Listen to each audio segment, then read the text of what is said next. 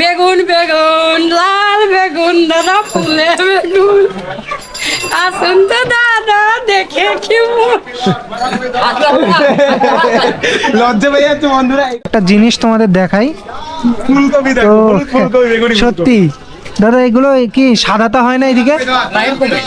এটা কিন্তু পুরো বেগুনি, আর এটা কিন্তু আমি প্রথম দেখছি এই বেগুনি ফুলকপি।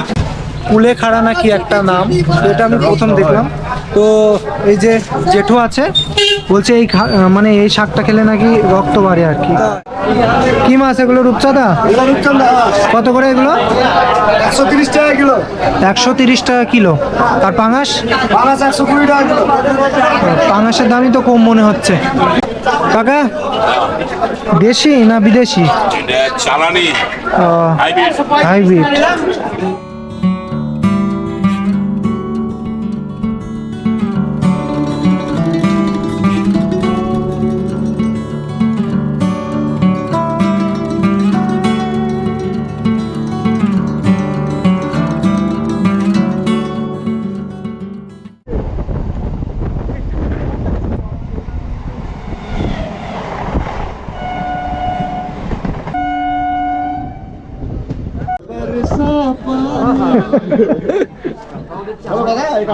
হ্যাঁ পানি। তো বন্ধুরা আমরা কিন্তু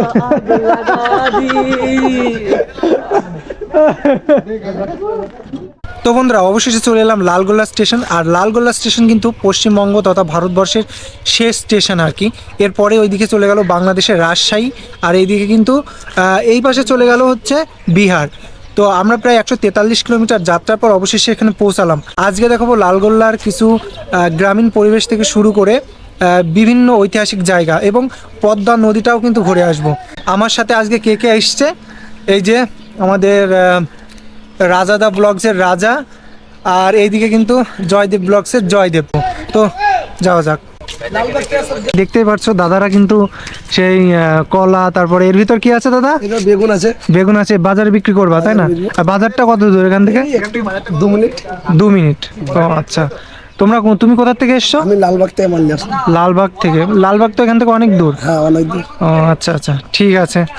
তো দেখতেই পারলে বন্ধুরা, এই দাদারা কিন্তু এখান থেকে মালটাল নিয়ে গিয়ে এই যে লালগোলা যে বাজারটা, সেই বাজারে কিন্তু বিক্রি করবে আর কি। সেই বাজারটাই আমরা যাব। তো চলো। তো বন্ধুরা এটা হচ্ছে সেই লালগোলা স্টেশন। আমরা কিন্তু এখন স্টেশন দিয়েই হাঁটছি। আর দেখুন এই স্টেশনটা কিন্তু এরকমই দেখতে, অনেকটাই বেশি বড় একটা স্টেশন না, কিন্তু ছোট স্টেশন মোটামুটি আর কি।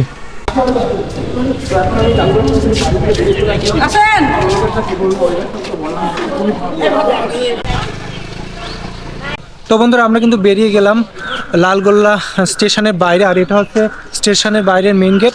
তো মেইন গেটতে বেরিয়ে আসতে কিন্তু এমন একটা দুর্গা মন্দির দেখতে পারবে, যেটা চত্বরটা কিন্তু খুবই সুন্দর। আর এখানে আছে কিন্তু লালগোল্লা রহমতুল্লাহ হাই মাদ্রাসা, ঠিক আছে? এই যে স্টেশনটা ঠিক এমনই কিন্তু। আর এই স্টেশনের বাইরের থেকে বেরিয়ে তোমরা কিন্তু অটো, টোটো, বিভিন্ন ধরনের গাড়ি দেখতে পারবে। আর এখান থেকে কিন্তু তোমরা যেখানে বা ঘোরার স্পটগুলো আছে সেগুলো কিন্তু দেখতে পারবে আর কি। এই যে দাদাটার সাথে দেখা হলো, এই দাদাটাও কিন্তু এখানেই থাকে। তো যাক, ভালোই লাগলো লালগোলা স্টেশনটা। তো বন্ধুরা এটা হচ্ছে লালগোলা স্টেশন থেকে বেরিয়ে, এটা হচ্ছে বেরিয়েই বাঁ দিকে হচ্ছে অন্যদিকে চলে গেল, আর ডান দিকে পুরো বাজার। তো আমরা বাজারের দিকে আর প্রথমে কি আর যাব। আমরা আসার আগে কিন্তু অনেকটা বৃষ্টি হয়ে গেছে, রাস্তায় দেখেই কিন্তু তোমরা বুঝতে পারছো। এইদিকে কিন্তু পুরোটাই ভিজে অবস্থা আর কি। তো মোটামুটি কিন্তু আমাদের মতনই অনেকটা বলতে গেলে। তবে এখন তো অনেকটা সকাল, মানুষ কিন্তু তেমন একটা বেশি দেখতে পাচ্ছি না রাস্তায়। তো যাব একদম মেইন যে বাজার এখানকার, মানে লালগোল্লার সেই বাজারে যাব, এবং বাজারে দেখব কি কি মানে বিক্রি টিক্রি হচ্ছে আর কি, সেগুলোই আর কি দেখবো।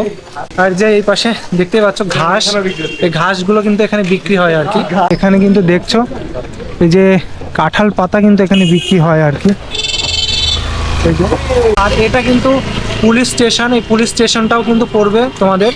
তো পুলিশ স্টেশনের ঠিক সামনে দিয়ে কিন্তু চলে আসতে পারো আর কি, মানে যেগুলো কি আর কি লোকাল মার্কেট যেভাবে সবাই কেনে আর কি, সেইটাই। তো বন্ধুরা আমরা কিন্তু বাজারে ঢুকে পড়েছি আর কি। তো বন্ধুরা চলে এসেছি কিন্তু লালগোল্লার যে সবজি বাজার, সেই বাজারটার ভিতরে কিন্তু চলে এসেছি। আর এই যে এখানে কিন্তু এই যে সবজি টবজি সব বিক্রি করা হচ্ছে, এখানে এভাবেই কিন্তু বিক্রি করা হয়। তো চারপাশেই কিন্তু তোমরা দেখতে পাচ্ছ। কাকা এগুলো কি বেগুন? ঘোড়া বেগুন, তাই না? প্রথম দেখছি এরকম বেগুন। তো বন্ধুরা দেখতে পাচ্ছ যে কেমন বেগুন। এগুলো কি লালগোল্লাতেই হয় শুধু? আমাদের ওই দিকটাই তো রানাঘাটের ওই সাইডে এমন বেগুন দেখতে পাই না। এগুলোর কেমন দাম? কিলো কত করে? 15 টাকা কিলো। 15 টাকা কিলো। এখানেও কিন্তু অনেক রকম সবজি টবজি নিয়ে সবাই বসে আছে, যে শাক টাক থেকে শুরু করে অনেক সবজি। এইটা কি শাক কাকা? বেতির শাক। তো বন্ধুরা এই যে বেতির শাকও কিন্তু এখানে বিক্রি হয় আর কি, 30 টাকা করে কিলো নিচ্ছে এখানে আর কি।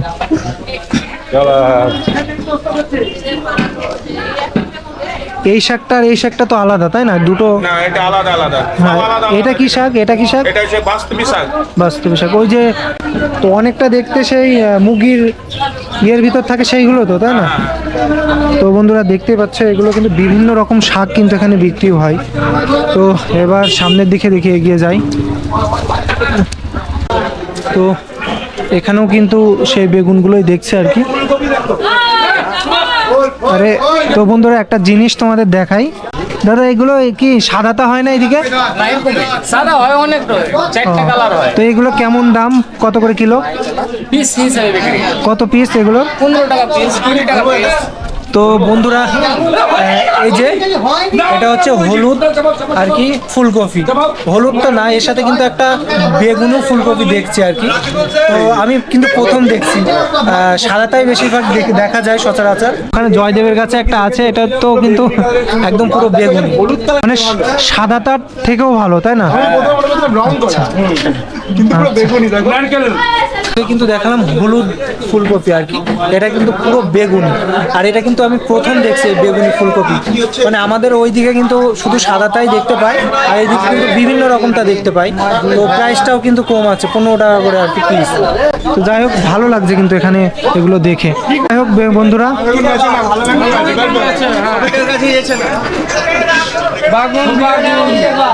বেগুন বেগুন লাল বেগুন দাদা ফুলে বেগুন, আসুন তো দাদা দেখে কি লজ্জা পেয়ে যাচ্ছে বন্ধুরা। এটা তো সেই মানে কি বলবো, মানে খুব ভালো লাগছে আর কি এখানে এসে।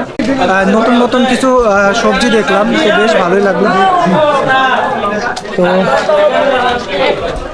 এই যে এখানেও কিন্তু আছে।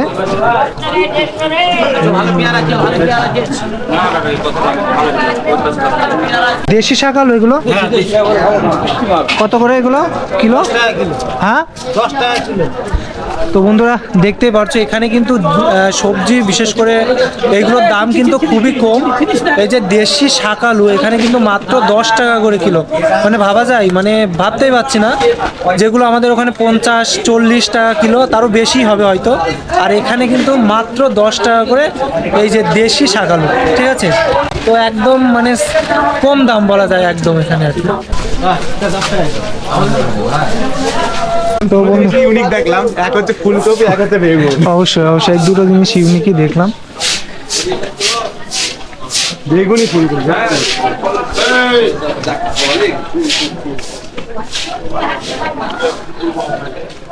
ভিডিওটা এঙ্গেজিং হতে পারে বলো?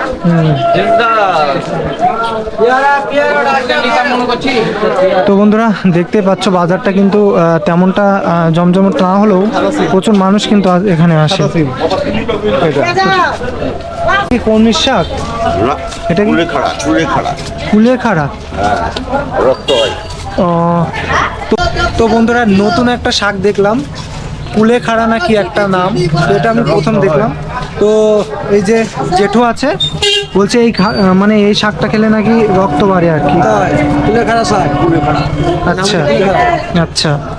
তো অনেক নতুন নতুন জিনিস দেখছি লালগোল্লা এসে। বেগুন দেখছি কেমন ধরনের, ফুলকপি দেখছি হলুদ, বেগুনে কেমন ধরনের। এখানে কিন্তু খেসারির শাকও বিক্রি হয়। এই যে এটা হচ্ছে খেসারির শাক, ঠিক আছে। ওই পাশে কিন্তু দেখলাম হচ্ছে ছোলার যে সেটাও বিক্রি হচ্ছে। এই পাশে কিন্তু খেসারি, আর এইটা হচ্ছে কি বলে সেই তুলে ধরা সেই রক্ত বাড়ে, তাই না এটা খেলে। ব্যতিক্রম কিছু শাক টাক দেখছি আর কি, মানে যেগুলো সচরাচর আমরা ওইদিকে দেখতে পাই না আর কি, সেই সব কিন্তু দেখছি। বেশ ভালো লাগছে কিন্তু এখানে এই নতুন নতুন কোনো কিছু দেখে আর কি। তো বন্ধুরা এই মূলোটা দেখো, মূলোটা পুরোই কিন্তু লাল বলা যায়। কত করে কাকা মূলো? যেটা নেবেন 20 টাকা কিলো, সাদা নেন লাল নেন এটা নেবেন 20 টাকা। তো এই মূলোগুলো কিন্তু 20 টাকা করে কিলো আর কি। তো মূলো আপনার সাল হবে না, কেবল শুরু হইলো। তাই কোনটা ভালো হবে, মানে সাদাটা ভালো না লালটা ভালো? যেটা নেবেন দুটোই ভালো, লালটাই ভালো। আচ্ছা, আর এটা কি শাক কাকা? এটা মেথি শাক। আচ্ছা, তো বন্ধুরা দেখুন এটা কিন্তু মেথি শাক, আমি কিন্তু প্রথম দেখলাম মনে হচ্ছে আর কি। আর এই যে কত করে এই শাকগুলো কাকা? আটি 15 টাকা। 15 টাকা আটি কিন্তু এই শাকগুলো। আর এইটা হচ্ছে কলমি শাক, এটা কলমি পালং শাক, হ্যাঁ। আর এটা হচ্ছে ছোলার শাক। তো এখানে কিন্তু এইভাবেই আর কি বিক্রি টিক্রি হচ্ছে। বেশ বাজারটা কিন্তু অনেক বড়, আমি সেই অনেকটা দূরের থেকে এলাম কিন্তু, প্লাস এখনও কিন্তু এই সামনের দিকে এখনও অনেকটা বড় আছে। তো যাই সামনের দিকে দেখি কি আর নতুন কোনো কিছু আছে আর কি। তো এইটা হচ্ছে বাজারের আর কি লাস্ট পয়েন্ট একদম। তো এরপরে কিন্তু বাজারটা শেষ, এটাই কিন্তু শেষ বলা যায় যে বাজারটা প্রায় মানে 1 কিলোমিটার লম্বা আর কি, অনেকটাই বড় আর কি। সবই ঘুরলাম, আর ঘুরে কিন্তু অনেক নতুন নতুন যেগুলো আর কি সবজি সেগুলো কিন্তু দেখতে পেলাম। তো এটাও কিন্তু আরেকটা ভালো বিষয় যে নতুন নতুন সবজি দেখে ভালো লাগলো আর কি। তো বন্ধুরা আমরা কিন্তু সবজি বাজারটা পুরো কমপ্লিট করলাম। আর মোটামুটি আমাদের ওই দিকটার থেকে এই দিকটা একটু সামঞ্জস্যপূর্ণ আছে, মানে কম বেশি 19-20 আছে, আমি তাই না? একটু বলতে পারি এখানকার যে সবজি আমার মনে হলো সব ন্যাচারাল মনে হলো, কোনো রকম মানে হাইব্রিড জাতীয় যে জিনিসগুলো আমরা খাই সেগুলো কিন্তু এদিকে নেই আমার মনে হলো। আর এই দিককার যে সবজি সবই আর কি এখানকার লোকাল একদম। তো এইবার আমরা কিন্তু একটু মাছের বাজারে ঢুকবো। তো চলো বন্ধুরা মাছের বাজারে যাওয়া যাক। তো একটু মাছের বাজারটা ঘুরে দেখাই তোমাদের। দেখো কি মাছ এগুলো, রূপচাঁদা? কত করে এগুলো? 130 টাকা কিলো। 130 টাকা কিলো। আর পাঙাশ? 120 টাকা কিলো। পাঙাশের দামই তো কম মনে হচ্ছে, কম। তো বন্ধুরা এইগুলো হচ্ছে আর কি রূপচাঁদা মাছ। তো দেখো কত বড় বড় মাছ কিন্তু এখানে কিন্তু চিংড়ি মাছ সব মাছই আছে।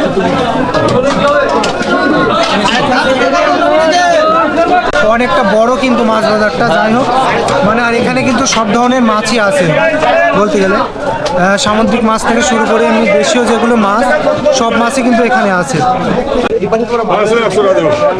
কাকা এই খয়রা মাছ তো এগুলো কত করে এগুলো? এখানেও কিন্তু এই সম্পূর্ণটাই কিন্তু মাছ বাজার আর কি। তো সব কিছুই কিন্তু দেখালাম এই পুরো মাছ বাজারটা। আমরা কিন্তু এবার মাছ বাজার থেকে বেরিয়ে এলাম। তো এইবার যাব আর কি সেই জায়গাটা যেখানে কিন্তু রাজবাড়ি আছে আর কি, সেই জায়গাটায় যাবো। পেছনে তোমরা হয়তো যেটা দেখতে পাচ্ছ সেটা কিন্তু জৈন ধর্মের একটা মন্দির। আর এই মন্দিরটাই কিন্তু যারা মানে জৈন ধর্মাবলম্বী তারা কিন্তু ওই মন্দিরে আর কি পুজো করে। এই রাস্তা দিয়ে হাঁটতে কেমন লাগছে, মানে বৃষ্টি যেহেতু হয়েছে রাস্তাটা কিন্তু পুরোটাই কি হয়ে গেছে, জুতোর সামনে ভিজে পায়ের মধ্যে জল ঢুকে গিয়েছে। কিছু করার নেই। যাই হোক আমরা কিন্তু এবার মাছ বাজারের থেকে বেরিয়ে কিন্তু যেই রাস্তাটা সোজা চলে গেল, যেটা কিন্তু একেবারে রাজবাড়ির সামনে আর কি, সেই রাস্তা দিয়েই যাচ্ছে আর কি। আর এখানে যেহেতু বৃষ্টি হয়েছে পুরো রাস্তাটা একদম যাচ্ছে তাই অবস্থা। তো অবশেষে কিন্তু চলে এলাম লালগোলা যে খেলার মাঠ সেই জায়গাটায়। তো খেলার মাঠের এখানে একটা জিনিস দেখছি যে আমরা আমাদের শহরের ভালো ভালো শহরের যে লেখা থাকে না, আই লাভ আমার শহর বীরনগর বা আরনঘাটা, এরকম বিভিন্ন লেখা থাকে না, এখানে কিন্তু আই লাভ লালগোলা সেটা লেখা আছে, সেটা আমি দেখাচ্ছি চলো। তো এই যে এখানে কিন্তু লেখা আছে আই লাভ লালগোলা। মাছ বাজার থেকে একটু হেঁটে এলেই কিন্তু তোমরা এই লালগোলা যে স্কুলটা এটা কিন্তু দেখতে পারবে। আর তারপরেই কিন্তু এই যে মাঠ, এখানে লেখা আছে আই লাভ লালগোলা। তো বেশ ভালো লাগলো। এবার আমরা কিন্তু এখান থেকে দেখলাম, এবার এখান থেকে চলে যাব একেবারে লালগোলা রাজবাড়ি।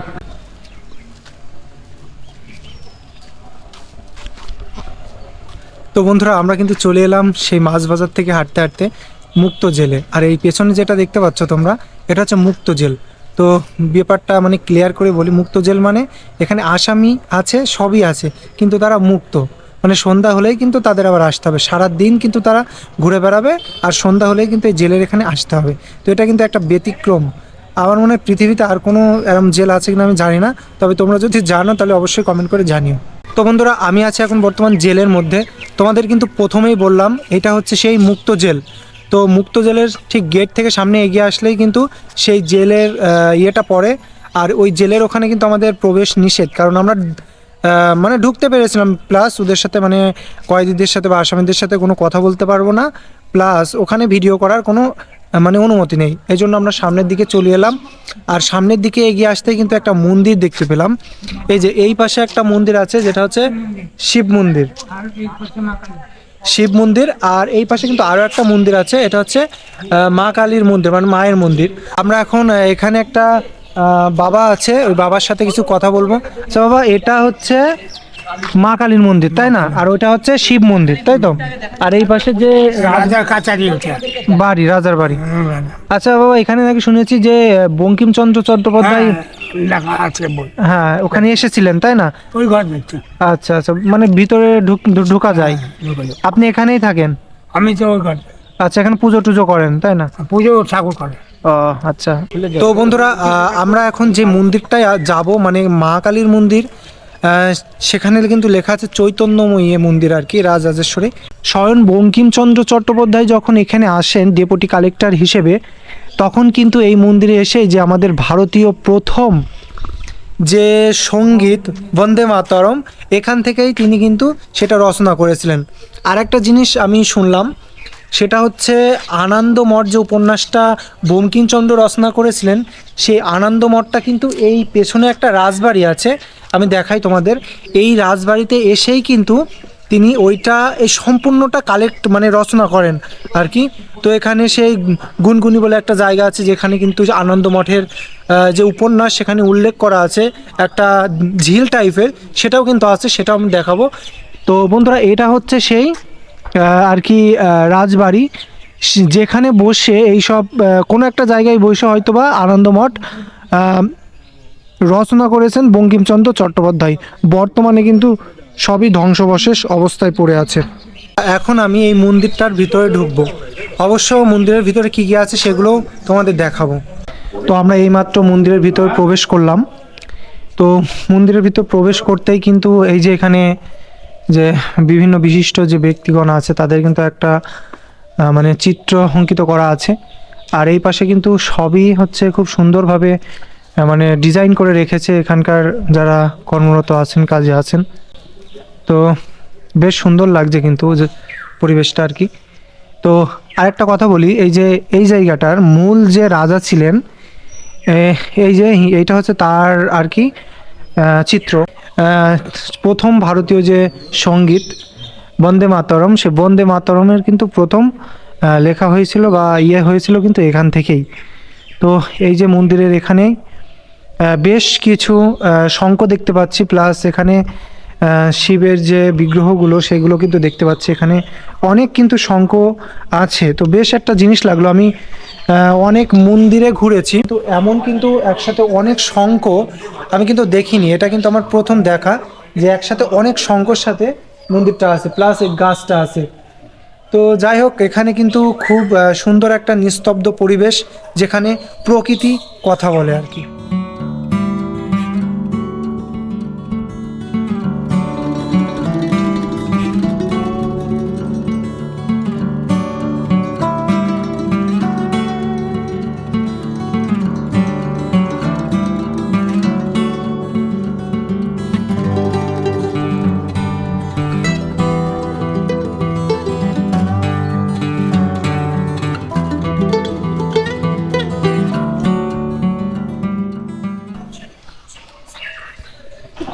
একদম শান্ত এবং নিরিবিলি পরিবেশ। আর এই করতে করতে আমি কিন্তু চলে এলাম একেবারে মায়ের সামনে, মানে যে মাটা এখানে প্রতিষ্ঠিত করা আছে মায়ের সামনে। তোমাদের একবার দেখাই, এই যে তোমরা দেখতে পাচ্ছ, তো জায়গাটা একেবারে শান্ত সৃষ্ট পরিবেশ। আর একটা জিনিস দেখে কিন্তু অবশ্যই অবাক হলাম, এখানে হয়তোবা বলি দেওয়া হয় সম্ভবত মায়ের উদ্দেশ্যে। এই যে বলির জায়গাটা কিন্তু খুব সুন্দরভাবে ডিজাইন বা অঙ্কিত করে রেখেছে আর কি।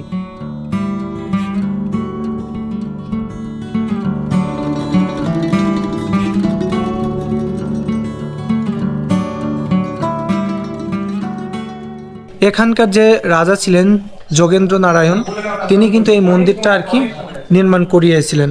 তো বেশ সুন্দর পরিপাটি।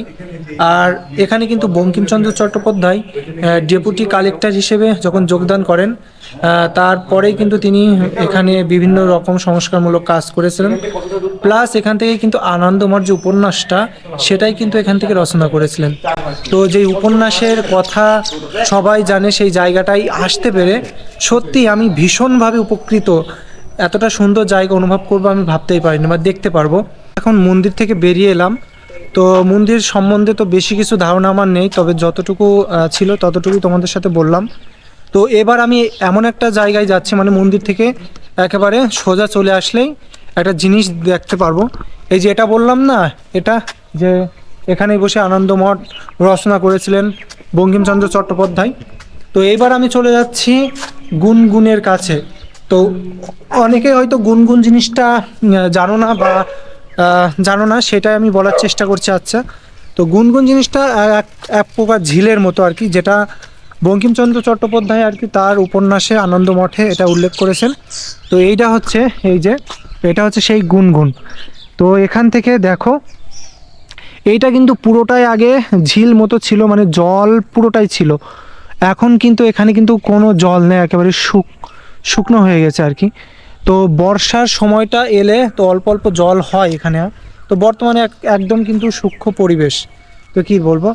তো এখানে কিন্তু এই যেহেতু আশেপাশে রাজবাড়ি ছিল, এই যে তোমরা দেখতে পাচ্ছ রাজবাড়ির কিছু ভগ্নাবশেষ। এই রাজবাড়ি যেহেতু এখানে ছিল, সেহেতু কিন্তু রাজবাড়ির যে ঘাট, এটাই কিন্তু ব্যবহার করতো। আর বঙ্কিমচন্দ্র চট্টোপাধ্যায় এখানে কিন্তু স্নান করতেন, ঠিক আছে। এই জায়গাটায় সিরিয়াওয়ালা যে জায়গাটা দেখতে পাচ্ছ তোমরা, সেই জায়গাটা কিন্তু স্নান করতো। আর এই যে এটা হলো সেই রাজবাড়ি।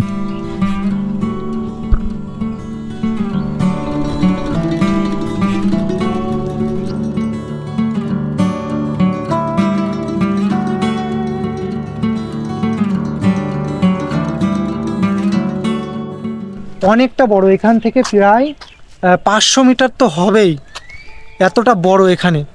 তো যাই হোক, এই জায়গাটা কিন্তু ঘুরে বেশ একটা সুন্দর ইতিহাসের সাক্ষী হলাম আর কি। তো যাই হোক, আমরা এবার এখান থেকে ডিরেক্ট চলে যাব একটা টুকটুকির কাছে, এবং সেখান থেকে চলে যাব একদম পদ্মা নদীতে। তো চলো বন্ধুরা, পদ্মা নদীতে গিয়ে দেখা হচ্ছে। এইদিকে সেই পদ্মা নদী, আর পদ্মা নদীর পাড়ে কিন্তু বাচ্চারা এই যে খেলা করছে। এই তোমরা কি খেলা করছো? কাবাডি খেলছো?